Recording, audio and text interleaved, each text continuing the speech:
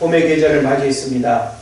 개나리가 색을 드러내고 하얀 목련이 또 이렇게 잎을 활짝 벌리는 그런 계절이 되었습니다.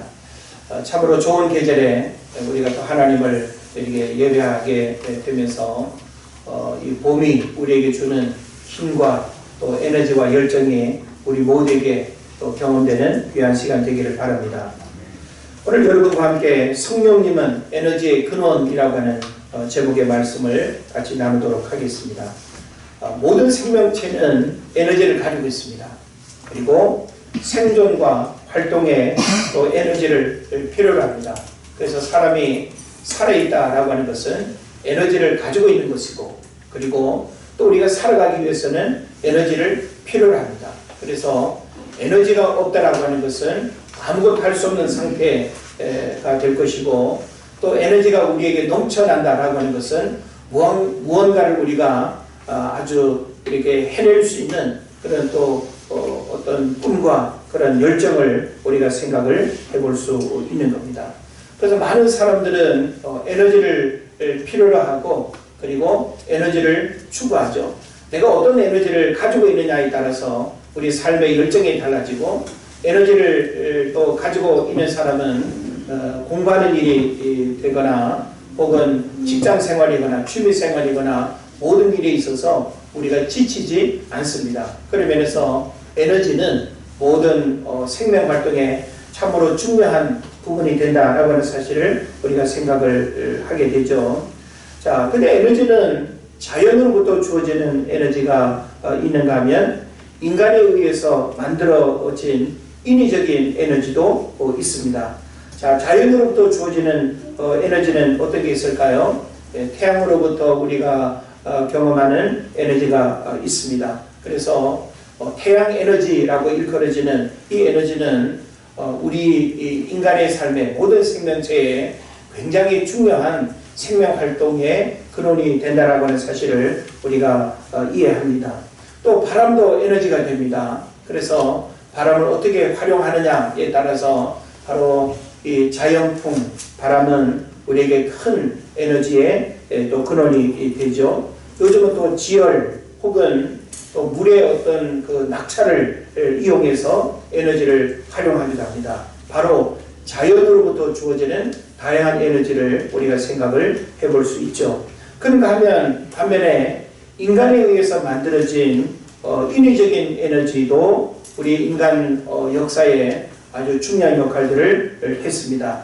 그 에너지를 우리가 대표적으로 화석 에너지라고 이렇게 말하는데, 화석 에너지는 바로 석탄, 석유, 가스 등을 이제 화석 에너지라고 합니다. 그 외에도 이 원자력 에너지도 역시 자연 상태의 에너지를 인간이 가공하고 인간에 의해서 에너지를 더 이렇게 크게 만들어서 활용하는, 이것이 이제 바로 인공적인 에너지가 될 것입니다. 자, 그래서 이 모든 에너지는 사람이 살아가는 데 있어서 필요할 뿐만 아니라 문명을 발전시키는 데 있어서 없어서는 안 될 요소가 되었던 것입니다. 그래서 우리가 문명의 역사를 보면 바로 에너지의 크기를 우리가 보게 되는 것이죠. 그리고 사람의 가장 왕성한 어떤 활동도 에너지가 넘칠 때 큰 일들, 많은 일들을 할 수 있는 거예요. 그러니까 어린아이들은 에너지가 적죠. 또 노인들은 에너지가 약하죠. 그죠? 또 우리가 병들거나 가난하면 역시 에너지가 부족합니다. 그럴 때는 마음껏 우리가 무언가를 하고 싶어도 공부하는 일이나 돈 버는 일이나 심지어는 놀고 여행하는 일조차도 에너지가 부족하면 어려운 그런 이제 상황들을 우리가 경험하게 되는 겁니다. 그런 면에서 참 에너지는 우리 삶을 어떻게 발전시키고 내 삶의 결과를 어떻게 만드느냐에 아주 중요한 영향을 미친다라고 이렇게 볼 수 있습니다. 그러다 보니까 수많은 사람들이 나를 움직이는 이 에너지를 어디로부터 얻을 것인가, 나는 어떤 에너지의 힘을 가지고 살아갈 것인가, 사람들이 끊임없이 에너지에 대한 깊은 관심을 가지고 자기 개인의 삶의 발전이나 혹은 또 어떤 문명의 발전을 이루기 위해서 힘쓰고 애쓰는 것을 우리가 보게 되는 것입니다. 최근 현대 문명의 발전과 소비 문화의 급증으로 인해서 에너지 소비는 한계에 이르렀습니다. 그래서 어떻게 하면 점점 고갈되어져가는 이 에너지를 더 많이 이렇게 만들 수 있을까? 그래서 요즘은 신재생 에너지를 이제 많이 이렇게 이야기하죠. 거기에다가 또 바이오 에너지도 이야기합니다. 그리고 또 요즘은 우리 일상에 참 많은 것들이 에너지가 이렇게 되는데 기술이 이렇게 발전함으로 인해서 버려지는 쓰레기도 그걸 태움으로 인해서 이 태우는 그 열 에너지를 활용하기도 하고요.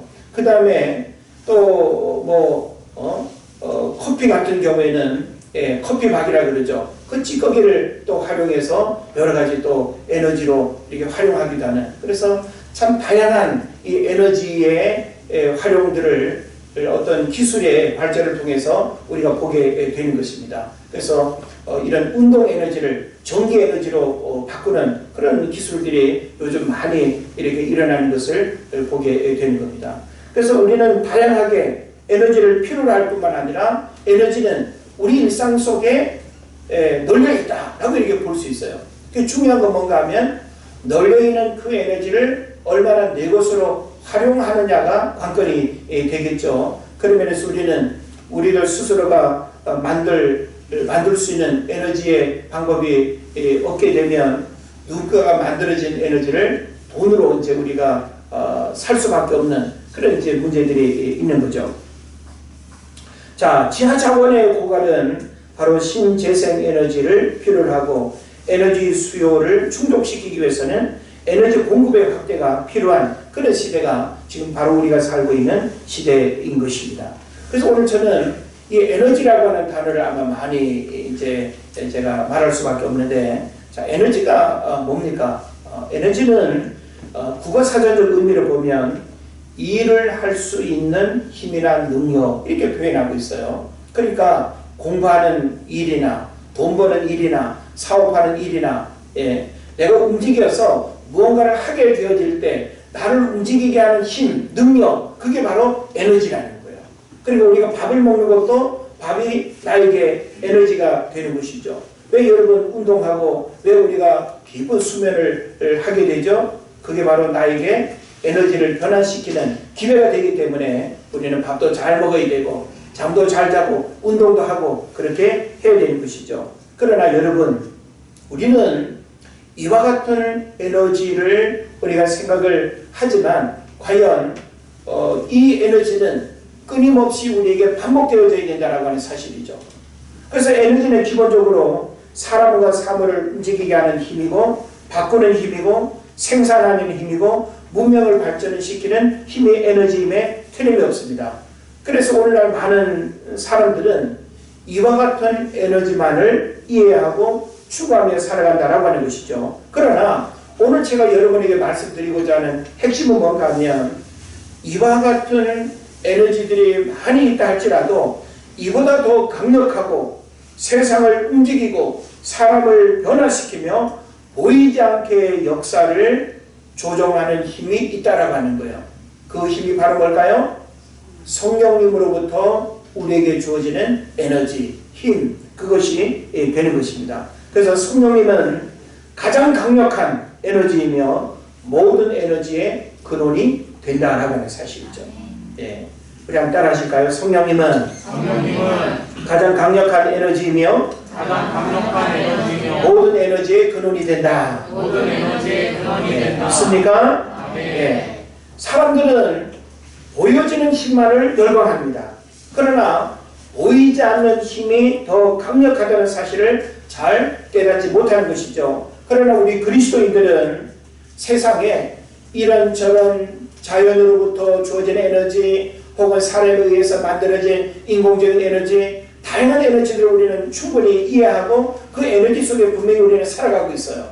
근데 그 모든 에너지를 우리가 활용함에 있어서는 대가를 지불해야 되고 그리고 반복적으로 끊임없이 공급받아야 된다는 사실입니다. 그러다 보니까 우리는 그 에너지를 사용하는데 한계를 느끼고 때로는 지칠 때가 있어요. 그래서 근본적으로 내 삶을 이끌어주고 내 삶을 지탱해주는 그 힘이 과연 없을까? 그 에너지는 과연 무엇일까를 우리가 고민하게 되는데, 바로 오늘 성경이 그 에너지야말로 바로 성령님이다 라고 하는 사실을 우리에게 말해 주는 것입니다. 그래서 오늘 저는 여러분에게 바로 그리스도인들은 성령님을 내 삶의 힘의 근원으로 알고 성령님을 통해서 내 삶에 흘러넘치는 에너지를 의지하며 살아가야 된다라고 하는 사실을 여러분이 깨달으시고 매일매일 성령님이 내 삶을 이렇게 주장하시고 그리고 내 삶을 이끌어 가시는 그런 에너지 가운데 살아가시기를 축복합니다. 자, 오늘 본문의 말씀은 우리에게 성령님이 우리에게 어떤 영적인 삶의 에너지를 주시는가라고 하는 사실을 이렇게 기록하고 있습니다. 그래서 우리가 익숙하게 우리가 알고 있는 말씀이지만 이 말씀 속에서 하나님의 성령이 우리에게 어떤 에너지로 역사하는지, 왜 우리는 성령님으로부터 이와 같은 에너지를 우리가 힘입어야 되는지, 이걸 오늘 여러분이 말씀을 통해서 깨달으시기를 바랍니다. 자, 먼저 26절의 말씀을 제가 한 번 더 읽도록 하겠습니다. 이와 같이 성령도 우리의 연약함을 도우시나니 우리는 마땅히 기도할 바를 알지 못하나 오직 성령이 말할 수 없는 탄식으로 우리를 위하여 친히 간구하시느니라 라고 기록하고 있습니다. 자, 먼저 제가 여러분에게 드리고 싶은 말씀은 뭔가 하면 성령님은 우리의 연약함을 도우시는 에너지라는 거예요. 예. 뭘 도우신다고요? 예. 우리의 연약함을 도우시는 에너지, 바로 성령님이 그와 같은 역할을 하신다는 거예요. 그래서 오늘 제가 여러분에게 이 연약함이라고 하는 단어, 그리고 도우시는 이라고 하는 이 의미를 우리가 조금 깊이 있게 좀 이해할 필요가 있습니다.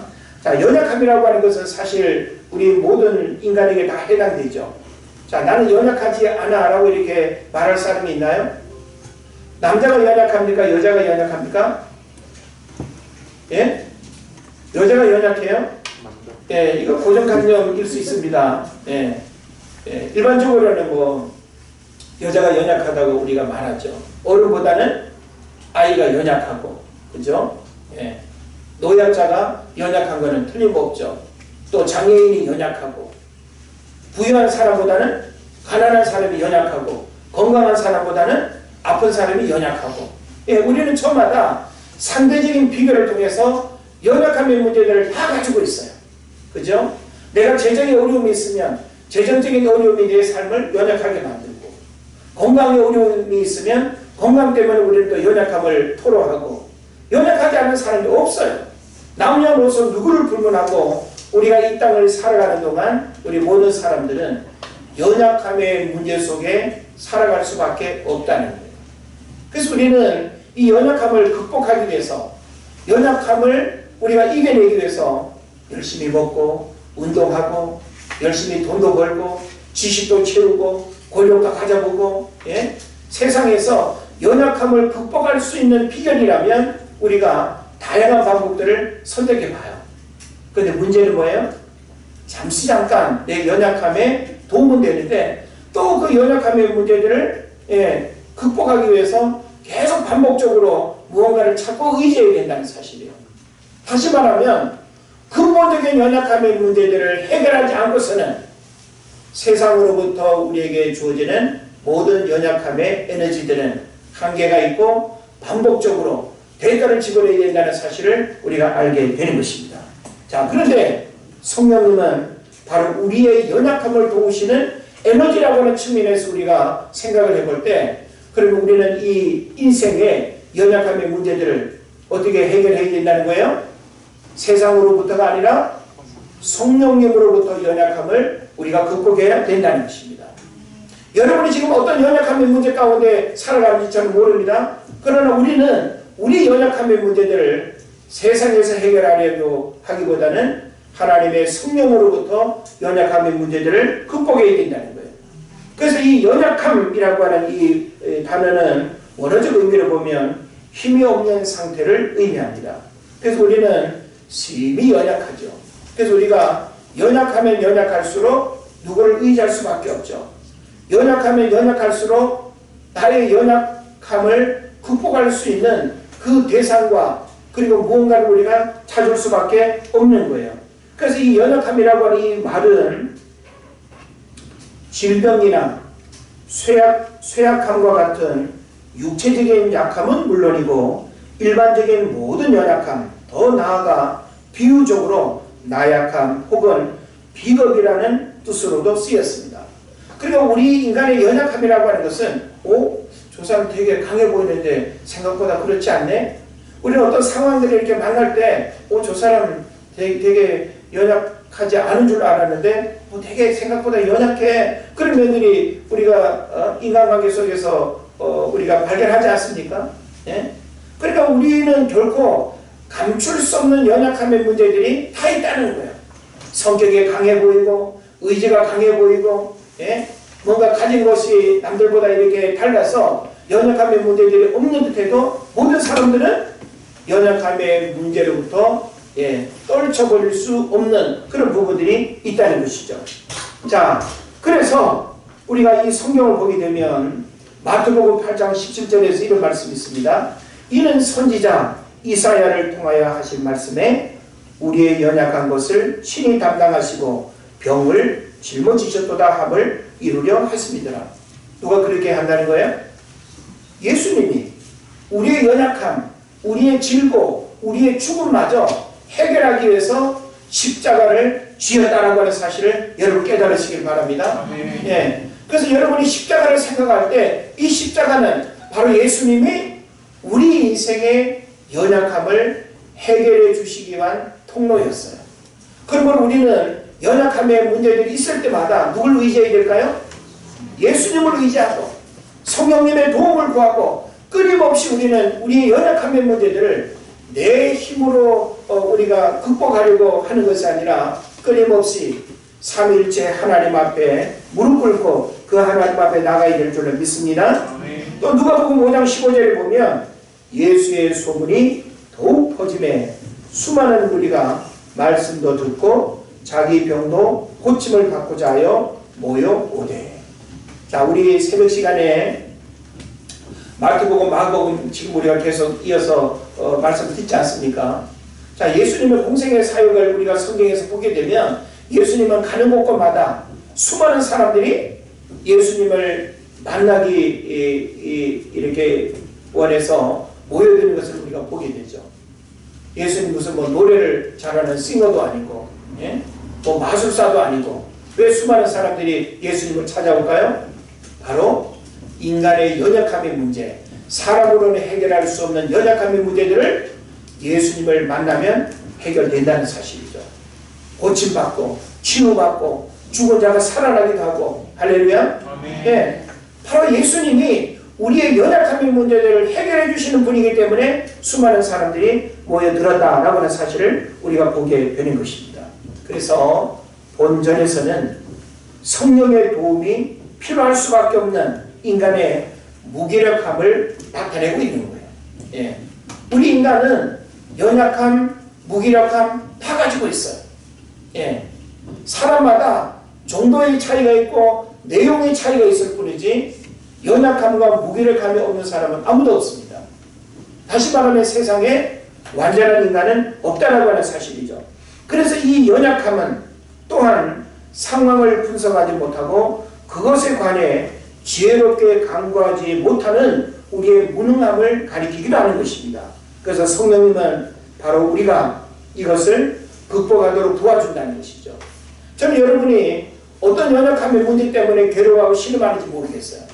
어떤 사람은 건강의 연약함, 재정의 연약함, 예? 관계의 연약함, 연약함의 문제들은 다양할 수 있어요. 그런데 우리는 이 연약함의 문제들을 방치한 채 우리는 살아갈 수 없어요. 연약함의 문제들은 분명히 극복되어져야 되고 이 연약함의 문제들은 우리가 성령님의 도움을 통해서만 연약함의 문제들을 해결할 수 있다는 것이죠.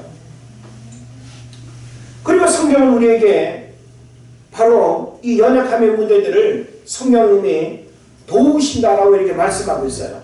여기서 도우신다라고 하는 이 원어적 의미도 역시 함께 가담하여 열심으로 돕다라는 뜻의 현재형입니다. 현재형. 자, 우리는 과거에 나 누구 도왔었어. 난 저 사람 도운 적이 있어. 이건 뭐예요? 잠시 잠깐 도움을 주고 받은 일이 있다라고 하는 거죠. 근데 우리가 누군가를 계속 변함없이 현재 어떤 진행형의 어떤 상태로 누구를 돕기가 쉬워요? 어려워요? 어렵습니다. 사람은 한계가 있어요. 병든 가족을 우리가 돌보는 일도 참 힘들잖아요. 그러니까 우리가 누군가를 이렇게 돕는다라고 하는 것은 결코 쉬운 일이 아니에요. 그런데 성령님이 우리를 돕는 것과 사람이 사람을 돕는 것은 굉장히 다른 의미를 가지고 있다는 거예요. 자, 여기서는 성령께서 인간의 이해를 초월하는 영적인 기도를 하도록 중재하여 우리의 연합하신다는 것입니다. 다시 말하면 이 동사는 단순히 옆에서 도와주는 정도가 아니라 자신이 주체가 되어 함께 짐을 지는 것을 의미한다고 보는 것이죠. 그렇다면 이 단어는 바로 떠맡는다 라고 하는 뜻과 일치하는 것입니다. 그러니까 도우신다라고 하는 이 단어가 뭐라고요? 떠맡는다. 떠맡는다. 자, 우리가 연약한 상태에서는 내가 무언가를 해야 되는 일을 제대로 할 수 있어요? 없어요? 없어요. 그래서 누군가가 잠시 도와주는 거 분명히 힘이 됩니다. 근데 그 사람이 나의 연약함을 그냥 싹 가져가 버리는 거예요. 내가 연약해서 제대로 하지 못하는 부분을 그 사람이 잠시 그냥 옆에서 받쳐주고 도와주는 차원이 아니라 그것을 떠맡듯이 가지고 가는 거. 이게 바로 성령님이 우리의 연약함을 도우신다라고 하는 의미라는 것입니다. 할렐루야? 네. 그러니까 얼마나 감사한 일이고 얼마나 특별한 일인가라고 하는 사실을 우리가 생각해 볼 수 있죠. 우리가 가장 힘들고 어려울 때 보조로 도와주는 것도 힘이 되지만 성령님의 도우심은 내가 연약할 때 떠맡듯이 주도적으로 나를 대신해서 나의 연약함을 도와주신다라고 하는 것입니다. 그래서 이 단어를 사용하여 바울이 전하려는 이 성령의 도움은 우리의 연약함을 그분이 대신 떠맡으셔서 우리를 대신하여 강구해 주시는 것임을 나타내는 것입니다. 이러한 사실은 우리로 하여금 아무리 어려운 시험이나 환난, 실패 등을 만나더라도 성령 하나님이 주도가 되어 우리 성도를 도와주신다는 것을 믿고 두려워하거나 낙심치 말아야 된다고 하는 것을 우리에게 가르쳐 주고 있습니다. 그래서 이 한 가지의 메시지에서 우리가 내릴 결론은 뭔가 하면 연약함을 도우시는 성령님은 우리 인생의 가장 큰 에너지가 된다라고 하는 거예요. 할렐루야. 예. 현대 문명이 아무리 발전하고요, 물질 만능 시대, 과학 만능 시대에 우리가 살아가도요, 우리 인간의 연약함이라고 하는 것은 해결되지 못합니다. 뭐 사실 우리가 이 코로나도 정복하지 못하는 연약함이 있는 거 아니에요? 그러면 우리는 후히 주시고 꾸짖지 아니하시는 하나님께 기도할 뿐만 아니라 전지전능하신 그 하나님 앞에 끊임없이 우리 인간의 연약함을 내어놓고 그분의 도움을 구할 때 그 하나님은 떠맡듯이 내가 그 연약함 때문에 감당할 수 없는 그 문제들을 하나님이 떠맡듯이 주도적으로 우리 연약함의 문제들을 해결해 주신다라고 하는 사실이죠. 그래서 우리가 성령님을 의지한다라고 하는 것은 바로 얼마나 큰 에너지가 되는지 몰라요. 우리 연약함을 해결할 수 있는 에너지, 바로 성령님을 통해서 가능하다라고 하는 사실을 여러분 믿으시기를 바랍니다. 자, 그 다음에 또 한 가지 우리가 살펴볼 것은 뭔가 하면 성령님은 우리의 기도를 도우시는 에너지가 된다는 거예요. 한번 따라 하실까요? 성령님은 우리의 기도를 도우시는 에너지다. 뭘 도우신다고요? 우리의 기도를 도우신다는 거예요. 자, 첫 번째로 우리가 들은 말씀은 우리의 연약함을 성령님이 도우신다고 했어요. 우리의 연약함을 도우시는 성령님의 에너지를 우리가 생각했다면, 우리가 두 번째 생각해야 될 건 뭔가 하면 우리의 기도를 들으시는 성령님의 에너지. 예? 그래서 우리는 기도의 필요성과 중요성은 충분히 인식하고 있어요. 예. 자, 누군가가 나를 위해서 기도해 준다고 하면 좋아요, 안 좋아요? 좋아요. 예? 누군가 나를 위해서 기도한다는 것은 얼마나 큰 위로가 되고 힘이 되고 축복이 되는지 몰라요. 예? 또한 내가 누군가를 위해서 기도한다는 것도 얼마나 귀한 일인지 모릅니다. 마땅히 우리는 가족을 위해서 기도하고 이웃을 위해서 기도하고 성도들을 위해서 기도하는 거 너무나 당연하지만 우리 기도의 대부분은 방향과 목적과 내용이 하나님의 뜻과는 많이 벗어나 있다라고 하는 게 문제인 거예요. 그렇기 때문에 오늘 본문에서 그걸 정확하게 이야기하고 있습니다. 보세요. 26절에서 우리는 마땅히 기도할 바를 알지 못하나 그랬어요. 그러니까 기도를 하긴 한다는 거예요. 예? 작전 기도도 하고 금식 기도도 하고 어떤 문제들이 있을 때 하나님 앞에 주여 하면서 기도를 한다는 거예요. 그런데 마땅히 기도할 바를 알지 못한다는 것은 뭔가 하면 정말 우리가 기도해야 될 내용, 기도해야 될 방향, 기도의 어떤 그 하나님의 뜻 이런 부분들을 놓쳐버리고 우리가 기도하는 경우들이 많다는 거예요. 그래서 이런 기도를 올바르게 잡아주고 기도를 바르게 할 수 있도록 성령님이 우리에게 도와준다는 사실이죠. 아멘. 믿습니까? 아멘. 예. 자, 우리가 어떤 목적을 가지고 내가 기도하려고 막 몸을 흔들면서 막 그냥 기도를 하는데 내 생각과는 다른 어떤 기도 제목들이 막 생각나고, 그죠? 내가 이렇게 의도하지 않은 어떤 기도 제목들이 막 기도하게 될 때가 있죠. 그게 바로 성령께서 내 기도를 도우신다는 거예요. 네? 그러니까 우리는 분명히 현실적인 나의 문제를 가지고 기도하는 건 너무나 당연해요. 그걸 우리가 벗어날 수는 없잖아요. 그러나 우리가 그렇게 기도를 시작하더라도 우리는 끊임없이 뭘 하나님 앞에 우리가 고백해야 되는가 하면 하나님의 성령이 원하시는 바를 우리가 기도할 수 있어야 돼요. 네? 하나님의 성령이 지금 내 마음속에 어떤 기도를 하기를 원하시는지, 나는 이 방향을 가지고 기도하는데 하나님의 성령이 다른 방향에 감동 주시면 그 방향, 그 문제, 그 사람을 위해서 기도해야 된다는 거예요. 중요한 건 뭐냐? 내 욕심을 따라 기도해서는 안 된다라고 하는 사실입니다. 그래서 우리는 기도의 필요성과 중요성은 충분히 인식하고 있다. 그런데 문제는 무엇을 어떻게 기도할 것인지 알지 못한다는 데 문제가 있는 것입니다. 그래서 주석가인 유명한 윌리엄 바클레이라고 하는 분이 있죠. 우리 평신도들은 잘 모를 텐데 이 윌리엄 바클레이가 이런 부분에 대해서 두 가지 이유를 들었습니다. 첫째는 뭔가 하면 영적으로 무지한 우리가 미래를 내다볼 수 없으므로 옳게 기도할 수 없다는 것이죠. 그래서 우리가 기도할 때 누구를?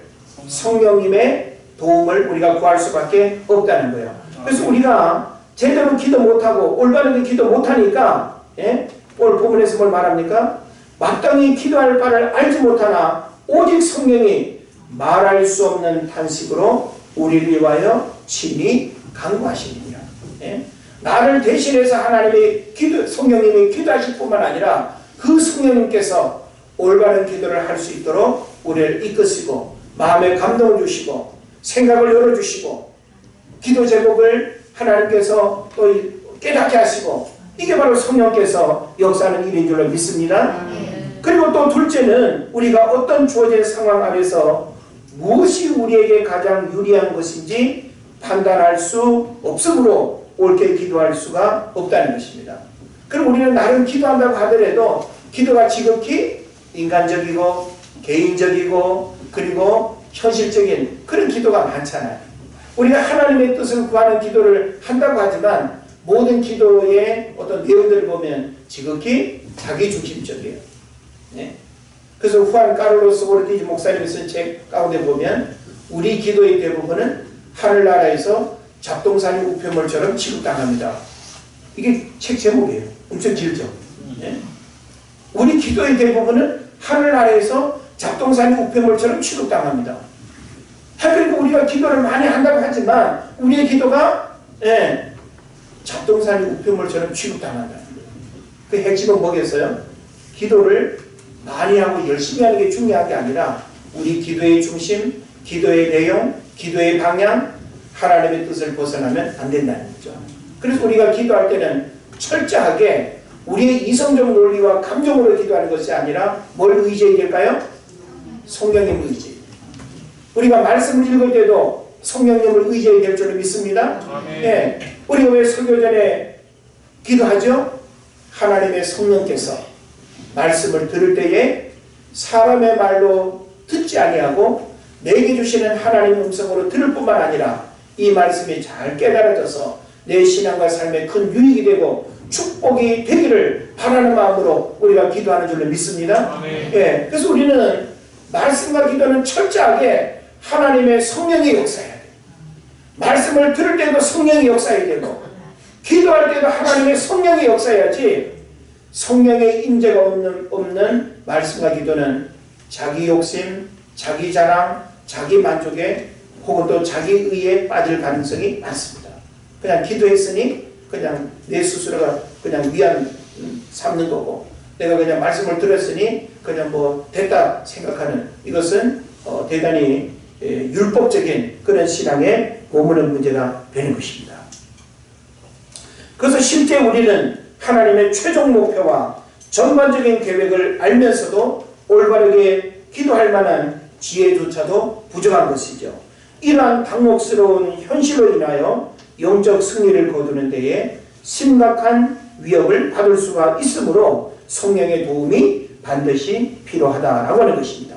그래서 본절은 영적 측면에 있어서 전적으로 무능력한 우리 인간의 한계성을 가장 사실적으로 구체적으로 묘사하고 있는 부분이라고 할 수 있습니다. 그래서 성령의 도움과 인도가 없다면 우리는 하나님의 응답을 받는 기도조차도 할 수가 없는 연약한 존재에 불과한 것입니다. 여러분 기도할 때 하나님의 성령께서 나의 기도 가운데 임재하시고 하나님의 성령이 주시는 감동을 쫓아서 여러분이 기도하게 되면 우리가 욕심을 따라 구하는 기도 응답 안 됩니다. 예, 마음의 죄악을 품고 기도하면 응답이 안 됩니다. 이기적인 마음을 가지고 기도하면 응답이 안 됩니다. 그러므로 우리는 하나님의 성령이 우리 안에 마땅히 우리가 기도해야 될 바를 알게 함으로 인해서 우리가 기도하는 그런 은혜의 역사가 있어야 될 줄로 믿습니다. 그 다음 마지막 세 번째로 우리가 살펴볼 것은 뭔가 하면 성령님은 마음을 살피시는 에너지가 된다는 거예요. 예? 성령님은 우리의 연약함을 도우시는 에너지일 뿐만 아니라 우리의 기도를 도우시는 에너지일 뿐만 아니라 성령님은 오늘 본문에 보니까 우리의 마음을 살피신다는 거예요. 마음을 살피신다. 예. 자 27절에 보면 마음을 살피시는 이가 성령의 생각을 아시나니 이는 성령이 하나님의 뜻대로 성도를 위하여 강구하시니라 라고 이렇게 기록하고 있습니다. 자 사람의 형편과 환경을 살피는 일은 쉬워요. 예? 우리 부모가 자녀들의 어떤 학습 생활을 이렇게 살피면서 노트가 없거나 또 뭐가 부족하거나 그런 것들을 살피는 것은 쉬워요. 자녀가 부모의 잠자리를 살피고 부모의 어떤 의식들을 살피고 하는 것은 쉬운 일이에요. 그러나 보이지 않는 우리의 마음을 살피는 것은 결코 쉽지 않습니다. 그러니까 마음을 살피는 일은 사람의 영역이 아니라는 거예요. 우리 마음은 오직 하나님이 살피시는 영역이 되는 것입니다. 그래서 마음을 감찰하시는 하나님께서 연약한 성도를 위하여 하나님의 뜻대로 강구하시는 성령의 생각을 잘 아신다는 사실을 지적하고 있는 것입니다. 그래서 여기서 우리가 주목해야 될 게 뭔가 하면 마음을 살피신다라고 하는 거죠. 살핀다. 자, 우리는 어떤 낯선 장소를 가면 혹은 어떤 위험한 상황을 우리가 이렇게 경험하게 되면 어떤 긴장감을 가지고 잘 살피죠. 그죠? 예. 우리가 요리할 때 불을 만지거나 또 자녀가 칼을 마주갈 때 혹시라도 사고 나지 않을까 잘 살피죠. 예. 우리는 살핀다라고 하는 의미가 무엇인지는 우리가 기본적으로 이해합니다. 자, 그런데 성령님이 마음을 살핀다라고 할 때 요 의미는 원어적으로 이런 뜻을 가지고 있습니다. 하나는 짐승들에 의한 추적과 관련해서 냄새를 맡다, 바짝 쫓다라고 하는 그런 뜻이 있습니다. 자, 사냥꾼이 짐승의 흔적을 이렇게 발견했어요. 그러면 이거 별거 아니야. 이거 뭐 세 발자국이야, 개 발자국이야. 그렇게 합니까? 아니에요. 어떤 발자국을 딱 이렇게 보고 흔적을 보면 이게 멧돼지 발자국인가? 호랑이 발자국인가? 그런 것들을 살피죠. 그래서 뭔가 느낌이 오면 어때요? 바짝 쫓고 그리고 또 냄새를 맡고 어떤 상황을 구체적으로 이렇게 살피면서 어떤 사냥감을 이렇게 추격하는 그런 상황을 우리가 생각해 볼 수 있죠. 바로 그렇다는 거예요. 성령님은 우리의 마음을 살필 때 한마디로 말하면 예의주시한다는 거예요. 건성으로 그냥 살피는 것이 아니라 사냥꾼이 어떤 먹잇감을 사냥감을 이렇게 쫓는 것처럼 아주 예의주시하고 작은 부분들까지 민감하게 살핀다. 그러니까 하나님의 성령이 우리의 마음을 살핀다라고 할 때 사람이 눈으로 살피는 것과는 비교할 수 없는 하나님의 눈은 우리 중심과 우리 마음을 구체적으로 살피시는 능력이 있는 줄로 믿습니다. 그리고 한 가지는 인간 세계 안에서 찾아내다, 조사하다, 수색하다라고 하는 뜻을 나타냅니다. 저는 군생활 중에 수색대 출신은 아닙니다만은 군에서 수색대라고 하는 이제 부대가 있지 않습니까? 수색대는 그야말로 수색하는 일에 전문가가 되어야 돼요. 어떤 적의 동태라든지 적의 흔적이 있는지 없는지, 어떤 위험한 상황은 없는지, 어떤 장애물은 없는지 그런 부분들을 면밀하게 살피는 게 수색이죠. 그런 면에서 바로 성령님은 우리의 마음 상태를 그와 같은 모습으로 살핀다는 거예요. 그게 얼마나 세심한 분인지, 얼마나 구체적으로 하나님의 백성들을 무관심으로 건성으로 바라보는 것이 아니라 우리의 마음과 생각과 감정과 우리의 모든 일거수일투족을 하나님의 성령이 살피신다라고 하는 사실 여러분 깨달으시길 바랍니다.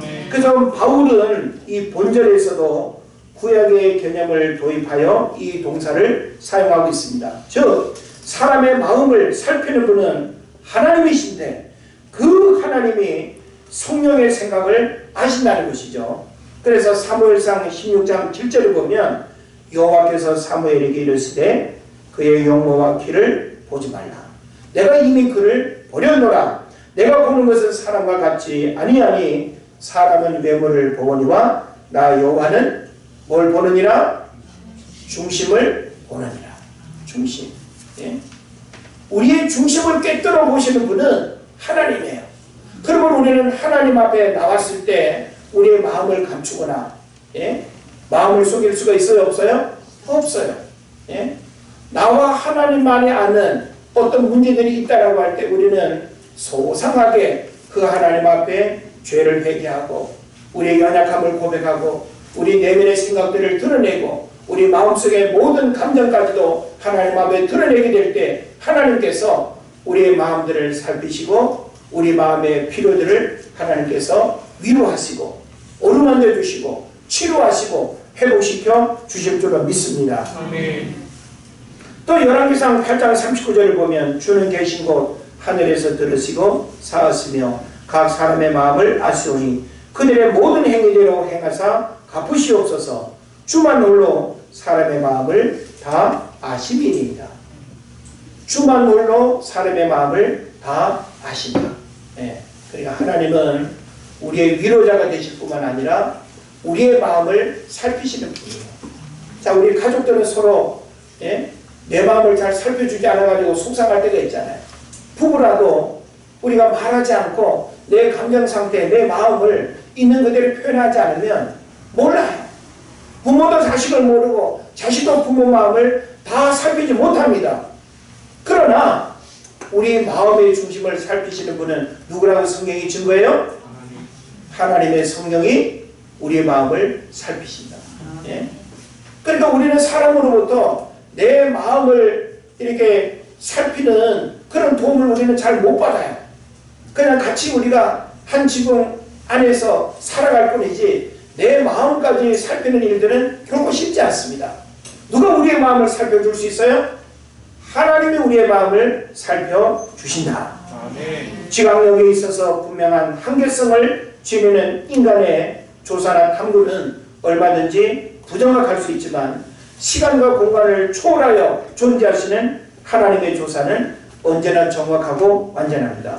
전지하신 그분 앞에서는 사람의 마음속 깊이 숨겨진 어떤 것도 드러나지 않는 것이 없다라고 하는 것입니다. 그래서 이제 말씀을 정리하면 성령님은 언제나 찾고 의지해야 할 인생의 에너지입니다.